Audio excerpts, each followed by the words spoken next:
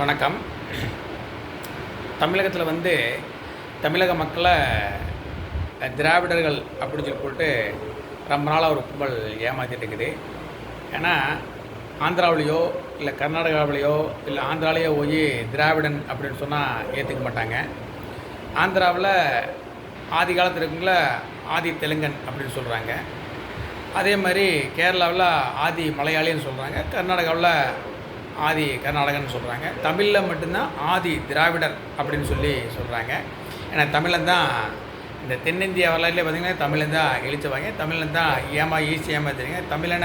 தமிழனுங்கிற அந்த ஒரு இதையவே மறைச்சி அவனுடைய இனத்தையவே மறைச்சி தமிழனை திராவிடன் ஆக்கிட்டாங்க. இன்றைக்கி பார்த்திங்கன்னா தமிழ் தேசியம் அப்படின்னு பேசிட்டு புதுசாக ஒரு கும்பல் கிளம்பி இருக்குது. அதில் பார்த்திங்கன்னா நம்ம கருணாஸ் அவர்கள் முதல்ல எடுத்துக்கலாம். பதவிக்காகவும் பணத்துக்காகவும் தன்னோட இனத்தை மறைச்சி தமிழர்களை ஏமாத்துறதில் கருணாஸும் ஒருத்தர். கருணாஸ் கருணாஸோட மனைவி பேர் கிரேசி, மகன் பேர் கென், மகள் பேர் டயானா. ஆனால் இவர் கருணாஸ் தேவர். இவர் தேவர இன மக்களை ஏமாற்றி இவர் மதம் மாறி போய்கிட்டு அது தைரியமாக சொல்லுங்கள், நான் மதம் மாறிட்டேன், நான் கிறிஸ்தவன், ஆனால் நான் தேர்தலில் நிற்கிறேன், உங்களுக்கு நான் நல்லது செய்வேன் அப்படின்னு பகிரங்கமாக ஒத்துக்குங்க. அதை விட்டு போட்டு உங்கள் மத அடையாளத்தையும் மாற்றி இன அடையாளத்தையும் பற்றி ஏன் மக்களை ஏமாற்றிட்டு இருக்கிறீங்க. அதுக்கடுத்து பார்த்திங்கன்னா சைமன், அவரோட உண்மையான பேர் செபஸ்டின் சைமன் அப்படிங்கிறதா அவரோட பேர். சீமானெல்லாம் கிடையாது.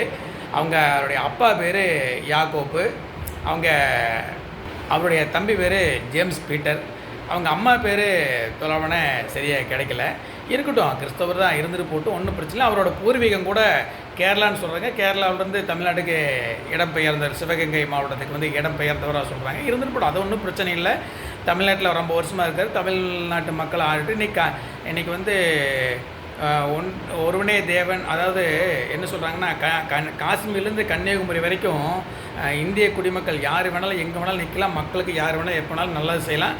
ஆனால் தமிழ் தேசியம் அப்படின்னு சொல்லி தமிழனை தனியாக பிரிக்கிற சைமனோட வேலையை யாரும் ஏற்றுக்க முடியாது. அவர் தமிழ்நாட்டில் இருக்கிறார், தமிழ்நாடு மக்களுக்கு நல்லது செய்யணும்னு நினைக்கிறார்.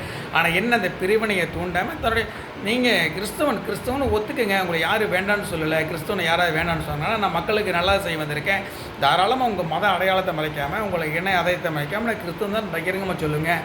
நம்ம விஜய் இன்றைக்கி கொஞ்ச நாள் தாட்சி கட்சியாக அவர் தைரியமாக சொல்கிறார், நான் ஜோசப் திசை அப்படின்னு சொல்லி தைரியமாக சொல்கிறார். அவர் கூடாமல் இருக்குது, கூடியத்தான் இருக்கிறாங்க. நீங்கள் ஏன் உங்கள் மத அடையாளத்தையும் உங்கள் இன அடையாளத்தையும் மறைக்கிறீங்கன்னு தெரியல. தமிழன்னு மாறி அடிக்கிறீங்க. அப்புறம் ஏன் ஒரு தெலுங்கு பொண்ணை கல்யாணம் பண்ணிக்கிங்கன்னு தெரியல. நீங்கள் ஒரு தமிழ் பொண்ணை கல்யாணம் பண்ணியிருக்கலாம். இப்படி எத்தனை நாளைக்கு தான் நீங்கள் தமிழ்னு தமிழ் மக்களை ஏமாற்றிட்டு இருக்க போகிறீங்கன்னு தெரியல. நிறைய எம்ஜிஆர் அவர்கள் தமிழ்நாட்டில் 3 தடவை மினிஸ்டர் இருந்தார். அவர் ஒரு மலையாளி. எந்த காலத்துலேயும் அவருடைய அடையாளத்தை மறைக்கவே இல்லை. ஒவ்வொரு தேர்தல் அப்பவும் நம்ம கருணாநிதி அவர்கள் எம்ஜிஆர் மலையாளி, அவருக்கு ஓட்டு போடாதேன்னு சொன்னார். மக்கள் யாரும் அவரோட பேச கேட்கல. எம்ஜிஆர் நல்லவர், மக்களுக்கு நல்ல செய்கிறார், அதுக்காக மக்கள் ஓட்டு போட்டாங்க. அவர் யாரும் மலையாளியை பார்க்க கிடையாது. அதே மாதிரி நம்மளுடைய முன்னாள் முதல்வர் ஆளுமை மிக்க தலைவர்னு சொல்லலாம், அதுக்கு பொருத்தமானவங்க அவங்க தான். செல்வி ஜெயலலிதா அவங்க கூட கர்நாடகான்னு சொல்கிறாங்க. அவங்கள தமிழ்நாடு மக்கள் யாரும் கடவாக்கில் எல்லாத்தோட ஒரு முக்கியத்துவம் ஜெயலலிதா கொடுத்தாங்க. நிறைய ஓட்டு போட்டு நிறைய தேர்தலை ஜெயித்தாங்க. மக்கள் யாருமே அவங்கள புறக்கணிக்கல.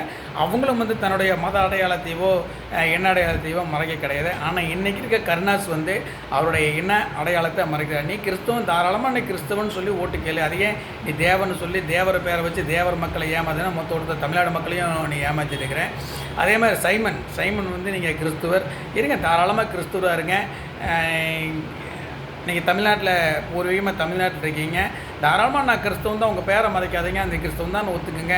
நான் தமிழ் மக்களுக்கு நல்லா செய்வதற்காக தமிழ்நாடு நல்லா செய்ய எனக்கு ஓட்டு போடுங்கன்னு கேளுங்க. உங்கள் மக்கள் யாரும் உங்களை புறக்கணிக்க போகிறதில்ல. பணத்துக்காகவும் பதவிக்காகவும் உங்களுடைய அடையாளத்தை தயவு செஞ்சு மறைக்காதீங்க. உங்களோட உண்மையான பேர் செபஸ்டியன் சைமன் அப்படின்னும், உங்கள் அப்பா பேர் யாக்கோப்பு அப்படின்னும், உங்கள் தம்பி பேர் ஜேம்ஸ் பீட்டர் அப்படின்னு நம்ம பார்க்குறோம்.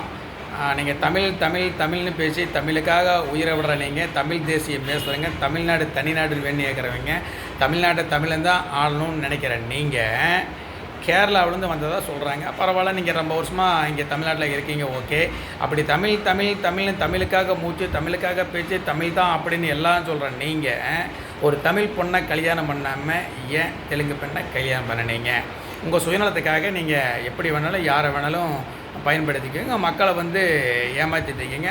அதான் நான் முதல்ல சொன்ன மாதிரியே நீங்கள் சத்தம் போட்டு வீர வசனமாகவே கத்தி பேசினா நீங்கள் பேசுகிறதும் உண்மை ஆயிராது. இன்றைக்கி மக்கள் ஒரு சிலர் உங்களை தீவிரமாக நோட் பண்ணிட்டு தான் இருக்காங்க. நீங்கள் எப்பப்போ எப்படி பேசுகிறீங்க அப்படிங்க. விஜய் கட்சி ஆரம்பிச்சும் போது நீங்கள் பேசுனீங்க, விஜய் உங்கள் கட்சிக்கு கூட்டணி வருவார் அப்படிங்கிற ஒரு நினப்பில் அந்த 41 பேர் சத்தப்போ அது விஜய் பொறுப்பேற்க முடியாது அப்படிங்கிற மாதிரி பேசுனீங்க. அதே கொஞ்ச நேரம் கழிச்சு விஜய் உங்கள் கூட்டணிக்கு வரமாட்டார் அப்படின்னு தெரிஞ்சோன்னா, நான் சொன்ன டைமுக்கு நான் வந்திருந்தேன், ஏன் இந்த பிரச்சனை வருது, வராதனால தான் பிரச்சனை அப்படின்னு விஜய்க்கு ஆப்போசிட்டாக நீங்கள் பேசுனீங்க. மாறி நீங்கள் ஒரே நிலைப்பாட்டில் இருங்க. அதாவது நீங்கள் கட்சி எந்த கட்சினையும் கூட்டணி சேர மாட்டேன், நான் தனியாக தான் நிற்பேன் அப்படின்னு சொல்லி அது உங்கள் கொள்கை ஏற்றுக்கலாம். ஆனால் மற்ற விஷயத்தில் மாட்டுக்கருதிங்கிற பக்கம் போனால் அதுக்கு சாதகமாக பேசுகிறீங்க, ஜல்லிக்கட்டு நடத்துகிற பக்கம் போனால் அதுக்கு சாதகமாக பேசுகிறீங்க.